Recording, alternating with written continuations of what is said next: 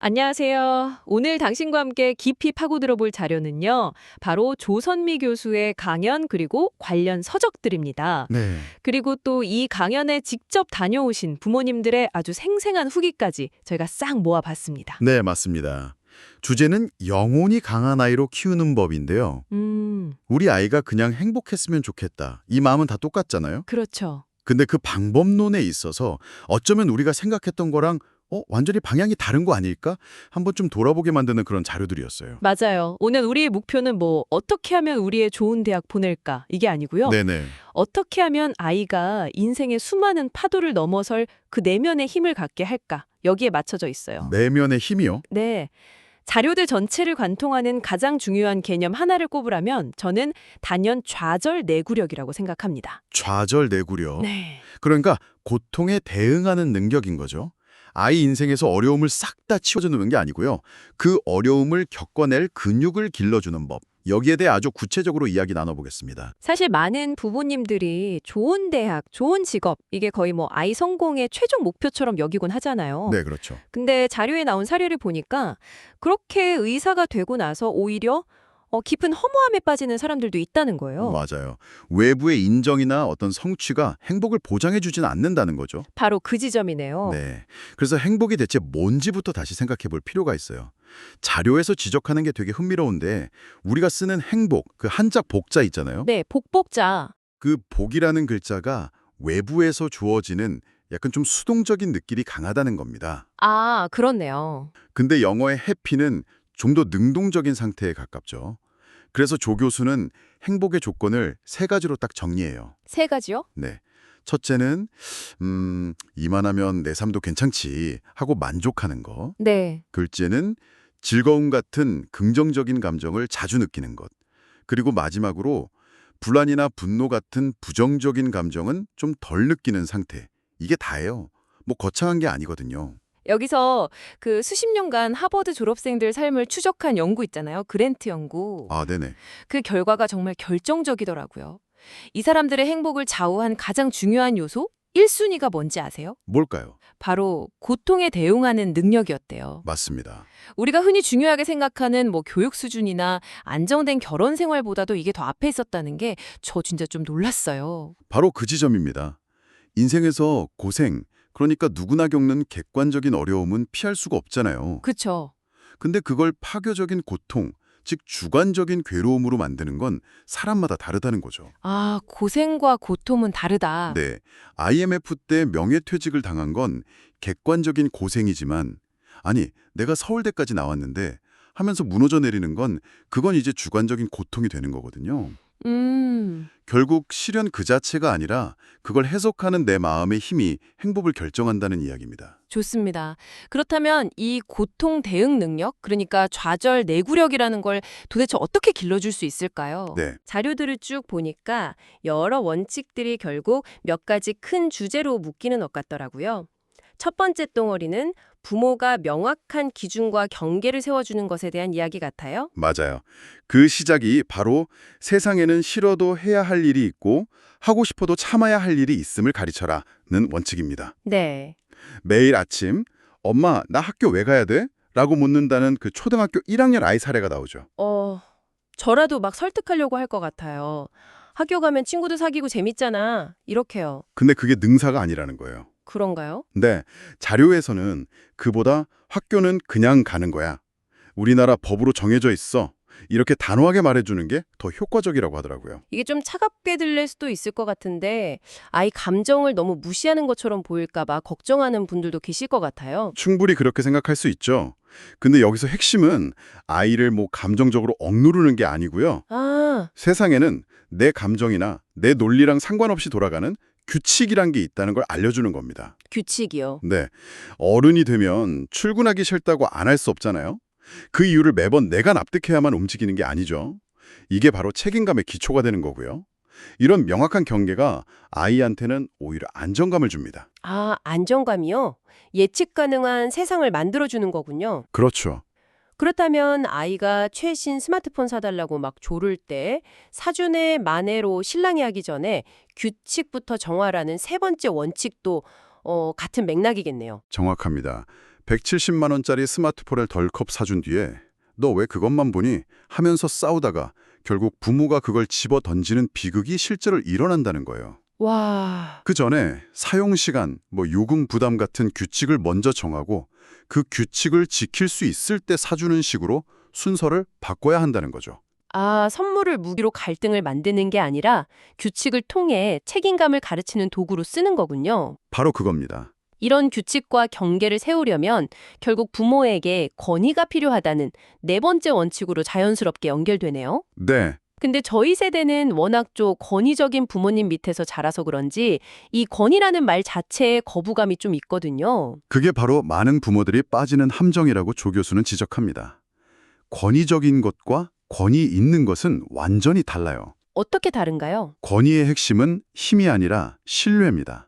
제가 아무리 나이가 많아도 치과에 가면 젊은 의사의 전문성을 신뢰하고 그 권위를 따르잖아요. 아, 그렇죠.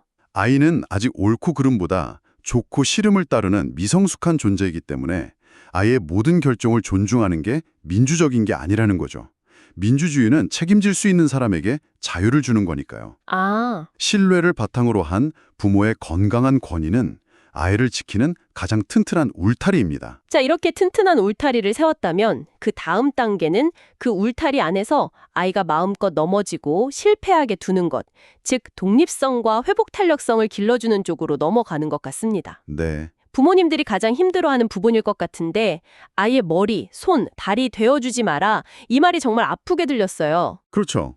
머리는 판단, 손발은 실행을 의미하는데 이걸 부모가 다 해주는 거예요. 시험날 아침에 교복부터 김밥까지 다 챙겨서 차에 태워주는 풍경 익숙하잖아요. 네. 아이는 스스로 생각하고 행동할 기회를 박탈당하는 겁니다. 그 결과가 정말 충격적인 사례로 등장하죠. 그 의학 전문 대학원 면접에 늦은 24살 학생 이야기요. 네, 면접관이 왜 늦었냐고 물으니까 엄마가 시간을 잘못 알려줬다고 대답했다는 정말 믿기지가 않더라고요. 자기 인생의 가장 중요한 순간의 책임을 엄마에게 돌리는 거잖아요. 네. 그게 바로 어릴 때부터 스스로 판단하고 실행하고 그 결과에 책임져 볼 기회를 모두 빼앗긴 아이의 모습입니다. 아, 그렇기 때문에 다섯 번째 원칙, 실수로 인한 고통을 겪게 하라가 중요해지는 겁니다. 근데 많은 부모님들이 아니 내 아이가 상처받는 걸 어떻게 보고만 있냐고 생각하실 것 같아요. 맞아요. 아이를 보호하는 게 부모 역할이라고 생각하니까요. 그렇죠. 근데 자료에서는 그 배움의 기회를 부모가 뺐으면 안 된다고 강조하더라고요. 학습 심리학적으로도요. 실수 때문에 마음이 불편하고 속상한 감정이 정점에 다다를 때가 내려오는 그 과정에서 가장 많은 것을 배운대요. 아, 그 감정의 정점에서 내려오면서요? 네. 여기서 칭찬에 대한 이야기가 연결되면 아주 좋습니다. 칭찬이요? 네. 우리가 흔히 하는 넌 정말 똑똑하구나 같은 칭찬이요. 이게 오히려 아이가 실수를 두려워하게 만든다는 거예요. 왜죠? 왜냐하면 실패했을 때 자신의 그 똑똑함이라는 정체성이 부정당할까 봐 겁이 나거든요. 그래서 도전을 피하게 되죠. 아, 그렇군요. 그럼 어떻게 칭찬을 해야 하나요? 재능이 아니라 과정을 칭찬하는 겁니다. 과정이요? 와, 이 어려운 문제를 풀려고 정말 오랫동안 노력했구나. 결과는 아쉬웠지만 포기하지 않고 끝까지 매달리는 모습이 정말 멋졌어. 처럼요. 이런 격려를 받은 아이들은 실패를 성장의 과정으로 여기는 성장 마인드셋을 갖게 됩니다. 실수의 고통을 배움으로 바꿀 줄 아는 거죠. 아, 결과가 아닌 과정에 주목하는 것. 이게 아이에게 자유를 줄 때도 똑같이 적용되는 원칙이겠네요. 네, 맞습니다. 자유를 줄 때 똑같은 정도의 의무와 책임을 주어라. 양치하기 싫다는 아이한테 그래, 네 자유야 라고 말할 수 없는 이유와 같다고요? 그렇죠. 양치를 안 해서 충치가 생기면 그 고통과 치료비는 결국 부모가 책임져야 하니까요.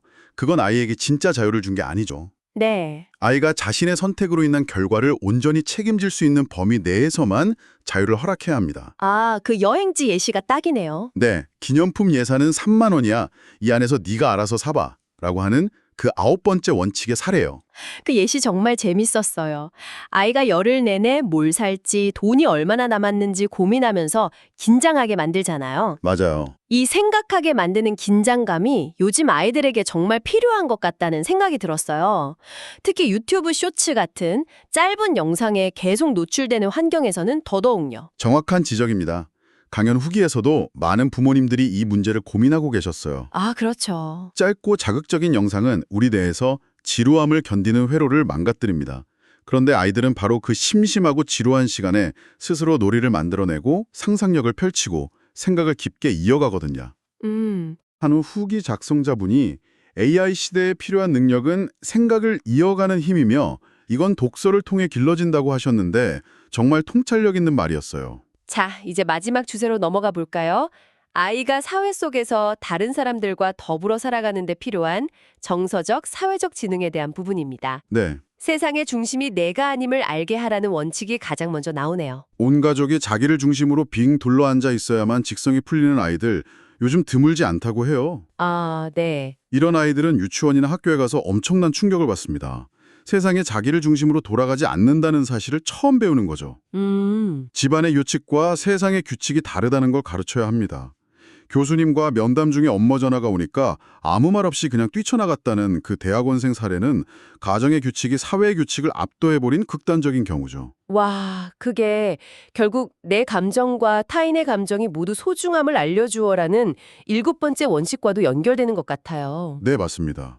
항상 네가 먹고 싶은 거 먹자, 네가 가고 싶은데 가자 이러면 아이는 자연스럽게 다른 사람의 욕구는 중요하지 않다고 배우게 되는 거잖아요. 맞아요. 그래서 가끔은 오늘은 엄마가 너무 먹고 싶은 게 있으니 이걸 먹자 라고 말하는 용기가 필요해요. 아이의 욕구를 무시하는 게 아니라 세상에는 나만큼 중요한 다른 사람들의 욕구도 존재한다는 걸 가르쳐주는 거죠.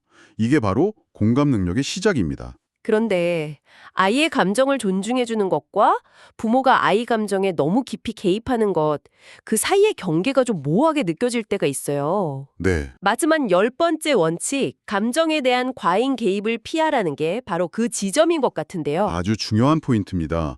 아이가 와서 친구가 나랑 안 놀아줘라고 속상해야 할 때 많은 부모들이 바로 누가 그랬어? 걔가 너한테 왜 그랬대? 혹시 따돌림 당하는 거 아니야? 라면서 막 형사처럼 파고들죠. 저라도 그럴 것 같은데요. 감정을 해석하고 원인을 분석하고 해결책까지 제시해 주려고 합니다. 내 아이가 상처받는 걸 보고만 있으라는 뜻인가요? 아니면 공감을 해주지 말라는 건가요? 그 선을 지키기가 정말 어려울 것 같아요. 공감은 해주되 해결사는 되지 말라는 뜻입니다. 아, 친구가 안 놀아줘서 정말 속상했겠구나 라고 감정은 충분히 읽어주세요. 하지만 거기서 멈추는 겁니다. 멈춘다? 네. 아이가 스스로 감정을 다스리고 친구와의 관계를 어떻게 풀어나갈지 고민할 시간을 주는 거죠. 감정은 부모가 대신 처리해주는 숙제가 아니라 아이가 시행착오를 겪으면서 스스로 다루는 법을 배워야 하는 고유의 영역이라는 걸 인정해야 합니다. 감정 처리마저 외부에 의존하게 만들면 아이는 평생 자기 감정의 주인이 될 수 없어요. 오늘 정말 많은 이야기를 나눴네요. 자료들을 통해서 영혼이 감한 아이로 키우는 법을 깊이 들여다봤습니다. 네. 결국 핵심은 아이를 온실 속 화초처럼 모든 비바람에서 막아주는 게 아니라 인생의 비바람을 스스로 견뎌낼 수 있는 내면의 힘, 바로 좌절내구력을 길러주는 것이었네요. 그렇습니다. 그러기 위해선 부모의 역할이 아이 인생의 모든 것을 계획하고 통제하는 관리자에서요. 아이가 스스로 길을 찾아가도록 돕는 안내자로 바뀌어야 합니다. 관리자에서 안내자로. 그리고 무엇보다 중요한 건 부모 자신의 영혼이 먼저 강해야 한다는 점이에요. 네. 내 삶의 중심에 아이의 성공과 실패가 아니라 나 자신이 굳건히 서 있어야 아이와 건강한 거리를 유지하면서 든든한 버팀목이 되어줄 수 있거든요. 네. 내 영혼을 아이에게 빌려주는 게 아니라 각자의 영혼을 가진 독립된 존재로 서로를 존중하는 거죠. 마지막으로 당신이 곱씹어볼 만한 질문 하나를 던지며 마무리하겠습니다. 자료에서 조선미 교수는 과거 권위적인 부모 밑에서 자란 세대가 그 반작용으로 부모의 권위라는 것 자체를 부정해버리는 오류를 범하고 있다고 지적합니다. 네. 그렇다면 신뢰를 바탕으로 아이에게 건강한 영향력을 주는 권위 있는 부모와 자신의 뜻을 일방적으로 강요하는 권위적인 부모의 근본적인 차이는 무엇일까요? 당신의 양육에서 그 경계선은 어디에 있는지 한번 생각해 보시면 좋겠습니다.